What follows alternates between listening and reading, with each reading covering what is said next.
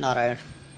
अभी तक जो कहे 11वें श्लोक में मुख्यतः और 11वें से लेकर 18वें श्लोक तक, श्लोक 11, श्लोक 12, 13,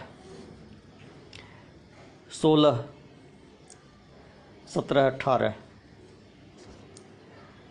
उसका निष्कर्ष यह था जो 11वें श्लोक में ही भूमिका स्वरूप बता दे रहे हैं कि अशोचानन शोचस्तुम प्रज्ञावादांश भाष्य गतासून गतासून से अनान शोचन पंडिता, कि जो शोक करने योग्य नहीं है उनके लिए तुम्हें शोक नहीं करना चाहिए,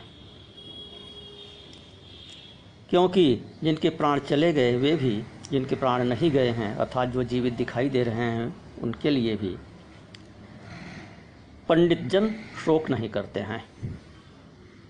क्यों शोक नहीं करते हैं तो इसको बता रहे हैं 12वें श्लोक में, न तो अहम जातुनाशम न तुमने में जनाधिपार न चैव न भविष्यामि शरीरतः परम, कि न तो ऐसा ही है कि मैं किसी काल में नहीं था, ऐसा भी नहीं है कि तू नहीं था, ऐसा भी नहीं कि ये राजा लोग नहीं थे, और ऐसा भी नहीं है कि आगे हम सब नहीं रहेंगे। हम सब पहले भी थे, इस समय है, आगे भी रहेंगे, तो शोक क्या करना। यह जो देही है, जो शरीरी है, जो शरीर में रहने वाला है आत्मा, यह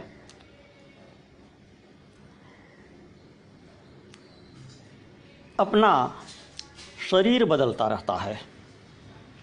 जीवात्मा, यहाँ जीवात्मा से तात्पर्य है, आत्मा तो शुद्ध बुद्ध मुक्त निर्विकार है, उसे कुछ करने की आवश्यकता नहीं है, वह निर्विशेष है, वह न जन्मता है न मरता है।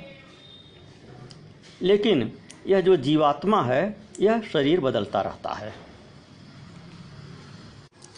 तो कहे कि इस नाश रहित अप्रमेय नित्य स्वरूप जीवात्मा के ये सब शरीर नाशवान कहे गए हैं।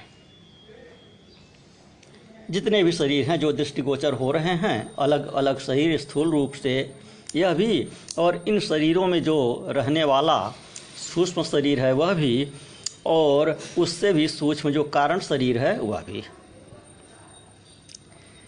ये सब के सब नाशवान हैं।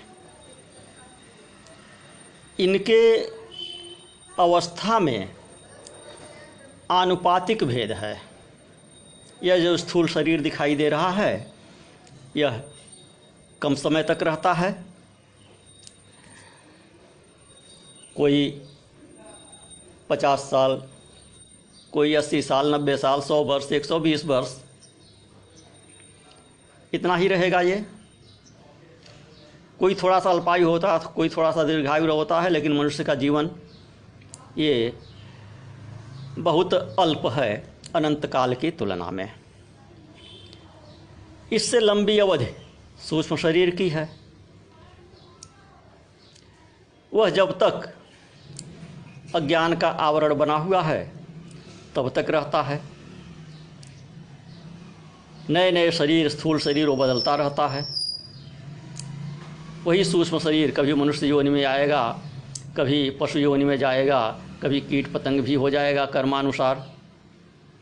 जब तक ज्ञान नहीं होगा तब तक इसका रूप परिवर्तन होता रहेगा। जीव वही रहेगा, रूप परिवर्तन इसका होता रहेगा। वह जीव भाव से आत्म भाव अथवा परमात्म भाव में तब आ जाएगा जब उसको ज्ञान हो जाएगा। तो यह सब बताने से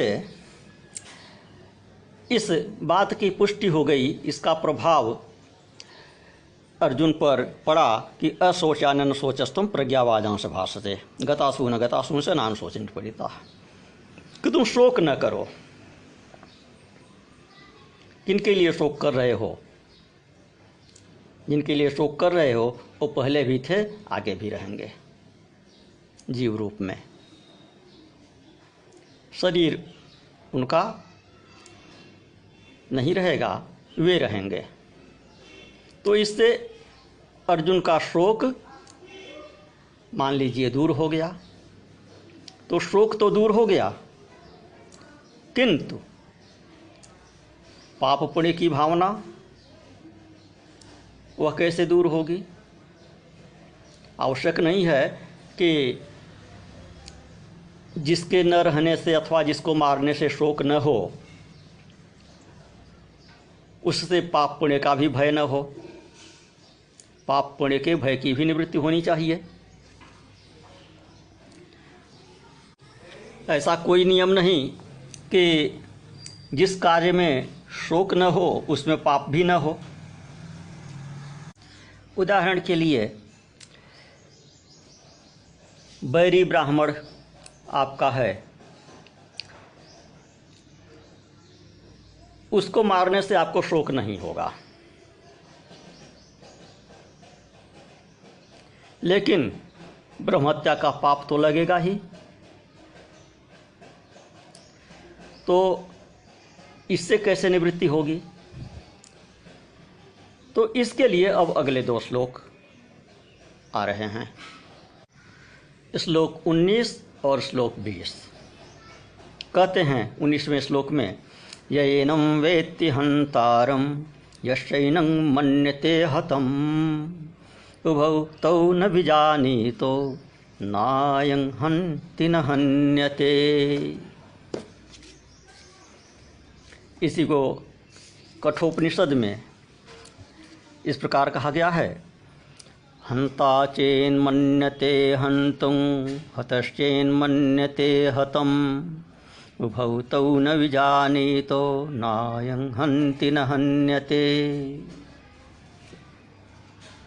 दोनों का ही भाव यह है कि जो इस आत्मा को मारने वाला समझता है तथा जो इसको मरा हुआ मानता है अथवा मारा जाने वाला मानता है, वे दोनों ही नहीं जानते, क्योंकि यह आत्मा न तो किसी को मारता है और न ही किसी के द्वारा मारा जाता है।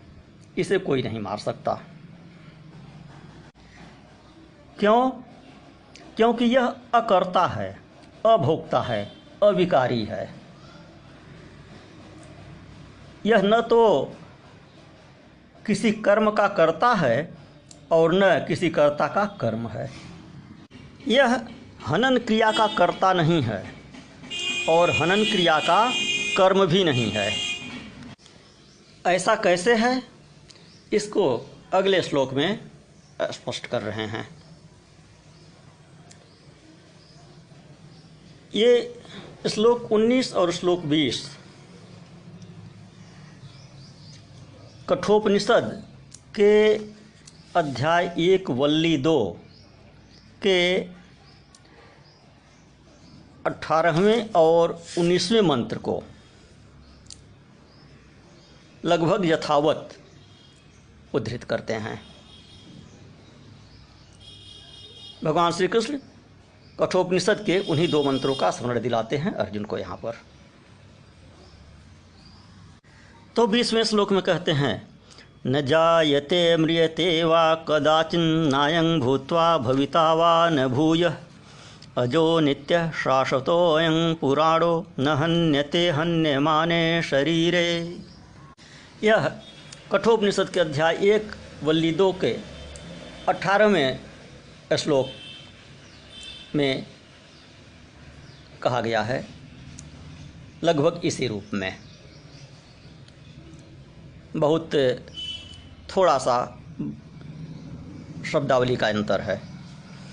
न जायते म्रियते वा विपश्चिन्नायं कुतश्चिन्न बभूव कश्चित् अजो नित्यः शाश्वतोऽयं पुराणो न हन्यते हन्यमाने शरीरे।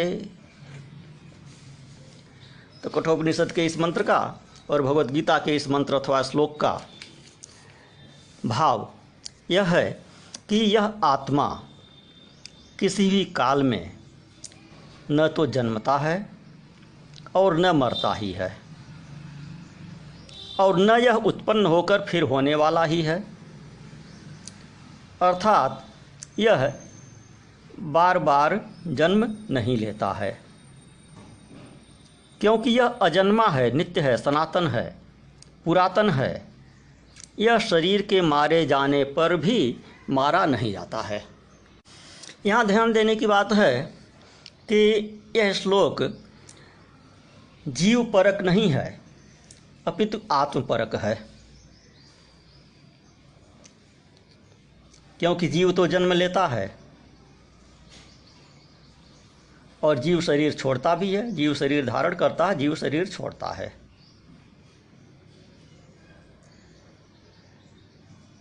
इस स्पष्टीकरण की यहीं पर आवश्यकता इसलिए है कि आगे चलकर कहेंगे कि जिसका जन्म हुआ है उसकी मृत्यु निश्चित है और जिसकी मृत्यु हो रही है उसका जन्म निश्चित है। जातस्य ही ध्रुव मृत्यु ध्रुवं जन्म मृतस्य च तस्माद् अपरिहार्य अर्थे न त्वं शोचितुमर्हसि। तो उससे और इस श्लोक से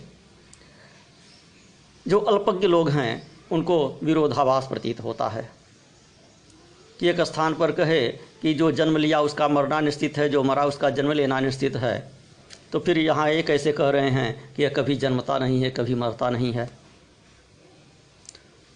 तो जो कभी जन्मता नहीं है, जो कभी मरता नहीं है, वह शुद्ध आत्मा है। और जो पुनर्जन्म की बात कर रहे हैं कि मरने वाले का पुनर्जन्म निश्चित है, जिसका जन्म हुआ उसका मरण निश्चित है, तो वह जीव की बात कर रहे हैं। जीव क्या है? कहेंगे जीवो ब्रह्मैव नापरः, जीव भी ब्रह्म ही है, अन्य कोई नहीं है। लेकिन कैसे? जब वह शुद्ध हो जाता है तो शुद्ध भाव में वह आत्मा है और वह आत्मा ही परमात्मा है। और वासनाओं से, अज्ञान से, अविद्या से, माया से आवृत्त है तो वही जीव है। तो जब तक अज्ञान की निवृत्ति नहीं हुई है तब तक जन्म मरण का चक्र चलता रहेगा। इसके लिए वह श्लोक लागू होता है, जातस्य हि ध्रुव मृत्युं ध्रुवं जन्म मृतस्य च। और जो शुद्ध आत्मा है उसके लिए श्लोक लागू होता है, न जायते मृते वा कदाचिन नायं भूत्वा भवितावान भूयः अजो नित्य शाश्वतोऽयं पुराणो न हन्यते हन्यमाने शरीरे। यह आत्मा न कभी जन्मता है न मरता है, यह एक बार होकर फिर न रहने वाला भी नहीं है, क्योंकि यह अजन्मा है, नित्य है, सनातन है, सबका आदि कारण है। शरीर का नाश होने से इसका नाश नहीं होता।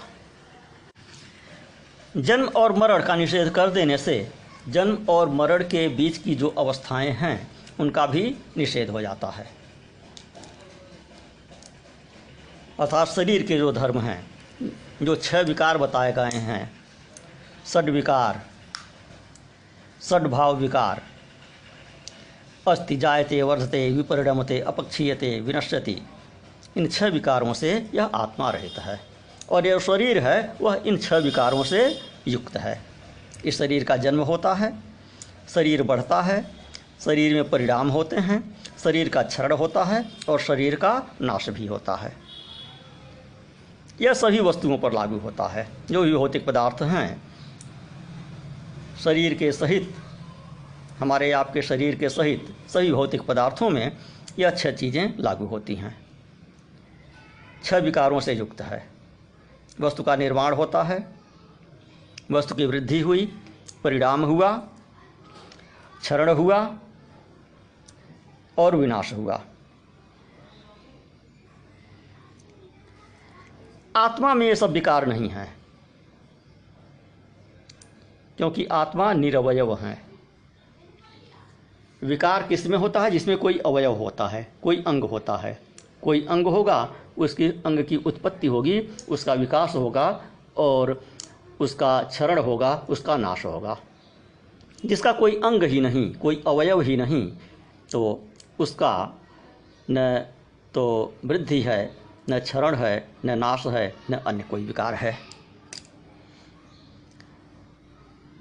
जो उत्पन्न होता है वही बढ़ता भी है, वही नष्ट भी होता है। यह आत्मा सबका आदि कारण है।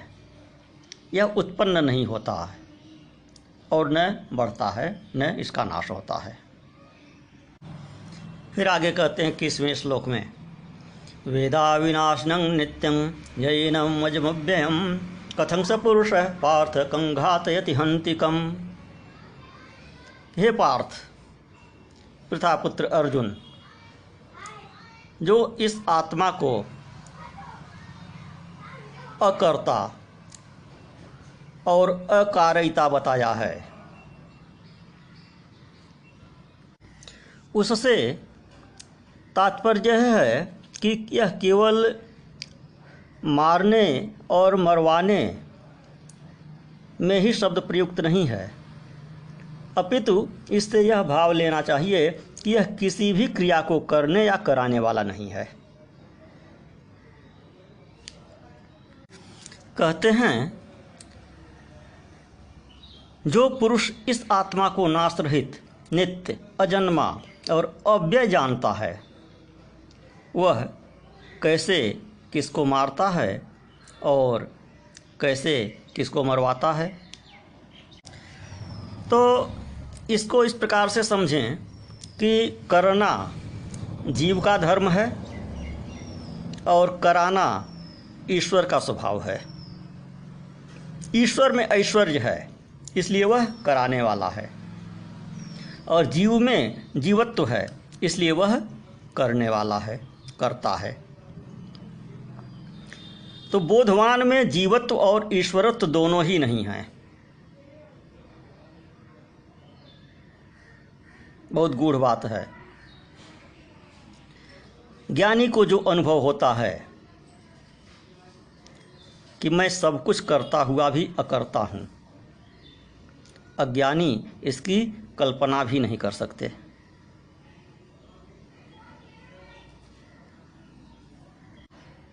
जो बोधवान है, ज्ञानी है, वह सभी भावों से मुक्त है। वह केवल है, ब्रह्म भाव में है। न तो उसमें ईश्वरत्व की भावना है, न उसमें जीवत्व की भावना है। ज्ञानी में सभी कर्मों का निषेध हो जाता है। तो फिर प्रश्न उठता है कि शास्त्र के विधान किस लिए हैं? जब ज्ञानी में कर्म का होना असंभव है, तो क्या जितने कर्म यज्ञ आदि कर्म बताए गए हैं, जो शास्त्रों के नियम हैं, विधि निषेध हैं, तो क्या वे अज्ञानियों के लिए ही हैं केवल? उत्तर है हाँ। यह सब तभी तक है जब तक ज्ञान नहीं हुआ है। जब तक आत्म साक्षात्कार नहीं हुआ है, तब तक कर्म करना आवश्यक है, तब तक शास्त्र की आज्ञा में रहना आवश्यक है। इसके उपरांत ज्ञानी किसी कर्म के बंधन में नहीं होता है। फिर कहेंगे फिर भी शरीर रहता है ज्ञानी का और कर्म करता ही है। तो इसके उपरांत वह जो कर्म करता है वह लोक संग्रह के लिए करता है केवल। उन कर्मों के पाप पुण्य से वह लिप्त नहीं होता है, वह अपने को कर्ता नहीं समझता है। फिर प्रश्न होगा कि जिस प्रकार कर्मों का विधान अज्ञानी के लिए है, ऐसे ही विद्या का विधान भी अज्ञानी के लिए ही है, क्योंकि इसे विद्या प्राप्त हो चुकी, उसको पिसे हुए को पीसने की भांति विद्या का विधान अनर्थक होगा। तो इसका समाधान यह है कि कर्म के बाद अनुष्ठान शेष रहता है। कर्म ज्ञान के बाद अनुष्ठान शेष रहता है। कर्म का ज्ञान हुआ, अनुष्ठान करना है, किंतु आत्मज्ञान होने के उपरांत अनुष्ठान शेष नहीं रहता है। आत्मज्ञान के उपरांत कोई कर्म करना अनिवार्य नहीं रहता है। तो इस प्रकार अनुष्ठान के भाव और अभाव विशेष के कारण अज्ञानी के लिए कर्मों का विधान है, आत्मज्ञानी के लिए कर्मों का विधान नहीं है। जो आत्मा को कर्ता समझता है, उसकी ऐसी बुद्धि अवश्य होगी कि यह मेरा कर्तव्य है, और इसी के कारण वह कर्म का अधिकारी है और उसी के लिए कर्म का विधान है। तो वह वस्तुतः ज्ञानी नहीं है। ज्ञानी का तात्पर्य पुनः स्पष्ट कर दें, यहाँ आत्मज्ञानी से है, शास्त्र ज्ञानी से नहीं।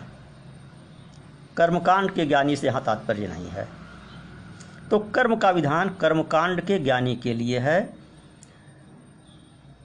जो वेदांत की भाषा में ज्ञानी नहीं है, अज्ञानी है। और जो ज्ञानी है अर्थात आत्मज्ञानी है, उसके लिए कर्म का विधान नहीं है। तो उसी अज्ञानी के लिए 19वें श्लोक में कहा, उभौ तौ न विजानीतो नायं हन्ति न हन्यते।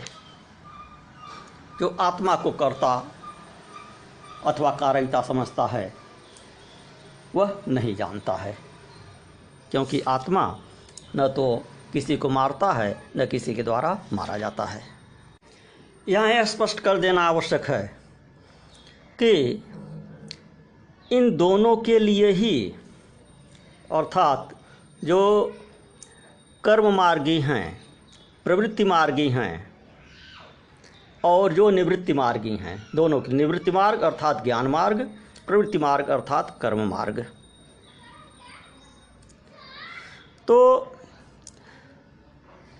दोनों मार्गों में बुद्धि शुद्धि के लिए वैराग्य से पूर्व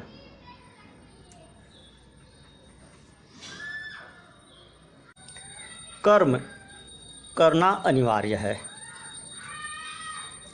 ज्ञान मार्ग के लिए भी संन्यास लेने से पूर्व तक कर्म करना अनिवार्य है, और जो प्रवृत्ति मार्गी हैं उनके लिए तो यज्ञानुष्ठान इत्यादि वह करते रहना आवश्यक ही है, जब तक वैराग्य नहीं हो जाता, और वैराग्य के उपरांत जब तक वो संन्यास नहीं ले लेते।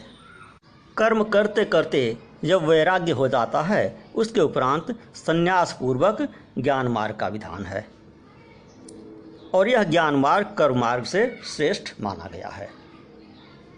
यह चरम आश्रम माना गया है।